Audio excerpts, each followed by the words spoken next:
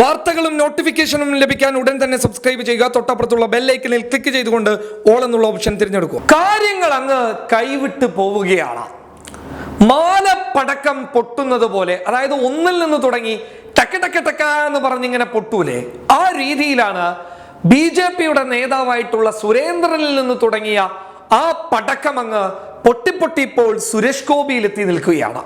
സുരേഷ് ഗോപിയും പൊട്ടുമോ എന്നുള്ളതാണ് എല്ലാവരും ചോദിക്കുന്ന ഒരു ചോദ്യം. അതായത് പരാതിക്കാരനായിട്ടുള്ള ധർമ്മരാജൻ കുഴൽപ്പണവുമായി തൃശ്ശൂരിലെത്തിയിട്ടുണ്ട് എന്നും തൃശ്ശൂരിലെ തിരഞ്ഞെടുപ്പ് പ്രവർത്തനങ്ങൾക്ക് കുഴൽപ്പണം നൽകിയിട്ടുണ്ട് എന്ന റിപ്പോർട്ടുകൾ പുറത്തു വന്നതിലൂടെ സുരേഷ് ഗോപി പെട്ടുപോവുകയാണ്.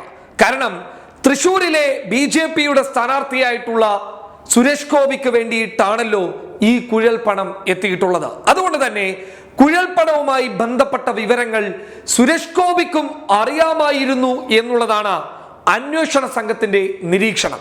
ഇനി അല്ല എങ്കിൽ അന്വേഷണ സംഘത്തിന്റെ ചോദ്യം ചെയ്യലിന് ശേഷം മാത്രമേ നമുക്കത് ബോധ്യപ്പെടുകയുള്ളൂ. എന്തായാലും അന്വേഷണ സംഘം സുരേഷ് ഗോപിയെ ചോദ്യം ചെയ്യാൻ മുന്നോട്ട് വരുന്നു എന്നുള്ളത് തന്നെയാണ് ഈ മണിക്കൂറിലെ ഏറ്റവും പ്രധാനപ്പെട്ട വാർത്ത. അതായത് BJPയുടെ സംസ്ഥാന അധ്യക്ഷനായിട്ടുള്ള K. സുരേന്ദ്രൻ എല്ലാ രീതിയിലും പെട്ടിരിക്കുകയാണ്. CK ജാനുവുമായി ബന്ധപ്പെട്ട വിഷയത്തിൽ പ്രസീത വിട്ട വോയിസ് ക്ലിപ്പ്, അത് സുരേന്ദ്രന്റെ ശബ്ദമാണ് എന്നുള്ളത് നമുക്കൊക്കെ അറിയാവുന്ന വിഷയമാണ്. ഇപ്പോൾ മഞ്ചേശ്വരത്തെ സ്ഥാനാർത്ഥിയായിട്ടുള്ള സുന്ദര, അതായത് K. സുന്ദരയും പറഞ്ഞിരിക്കുകയാണ് തനിക്കും പണം നൽകിയിട്ടുണ്ട് എന്ന്. ഇപ്പോൾ ധർമ്മരാജന്റെ മൊഴിയെ അടിസ്ഥാനപ്പെടുത്തിയിട്ട് പറഞ്ഞു കഴിഞ്ഞാൽ ധർമ്മരാജൻ തൃശ്ശൂരിലെ A ക്ലാസ് മണ്ഡലം എന്ന് BJP വിശേഷിപ്പിച്ച സുരേഷ് ഗോപിയുടെ മണ്ഡലത്തിലേക്കും കുഴൽപ്പണം എത്തിയിട്ടുണ്ട് എന്നുള്ളത് ആ മൊഴിയുടെ അടിസ്ഥാനത്തിൽ വ്യക്തമാക്കി പറയുമ്പോൾ സുരേഷ് ഗോപി ചിലവഴിച്ച തുക കുഴൽപ്പണമാണ് എന്ന് ഇവിടെ വ്യക്തമായി മനസ്സിലാവുകയാണ്. ഒപ്പം രണ്ടാമത്തെ ഏറ്റവും വലിയ വിഷയം എന്ന് പറയുന്നത് K.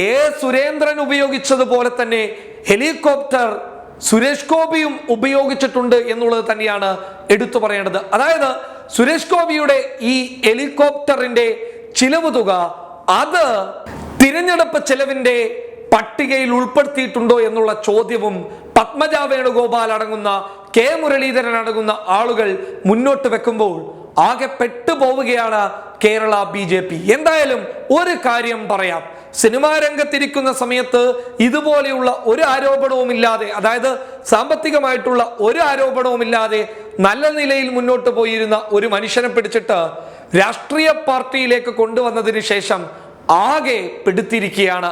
BJP സുരേഷ് ഗോപിയെ അകത്താക്കുമോ എന്നുള്ളതാണ് എല്ലാവരും ചോദിക്കുന്നുള്ള കാര്യം. എന്തായാലും സുരേഷ് ഗോപിയെ ചോദ്യം ചെയ്താൽ മാത്രമേ കൂടുതൽ വിവരങ്ങൾ പുറത്തു വരികയുള്ളൂ. ഒരു കാര്യം വ്യക്തമാണ്, സുരേഷ് ഗോപി ഇത് ചോദിച്ചു വാങ്ങിയ പണിയാണ്. എന്തായാലും തൃശ്ശൂരിനെ ഞാൻ അങ്ങ് എടുക്കാൻ വന്ന സുരേഷ് ഗോപിയെ EDയോ കേരള പോലീസോ അങ്ങ് എടുക്കാൻ പോവുകയാണ് എന്നുള്ളതാണ് ഈ മണിക്കൂറിൽ ലഭിക്കുന്ന ഏറ്റവും പ്രധാനപ്പെട്ട വാർത്ത. News desk public Kerala.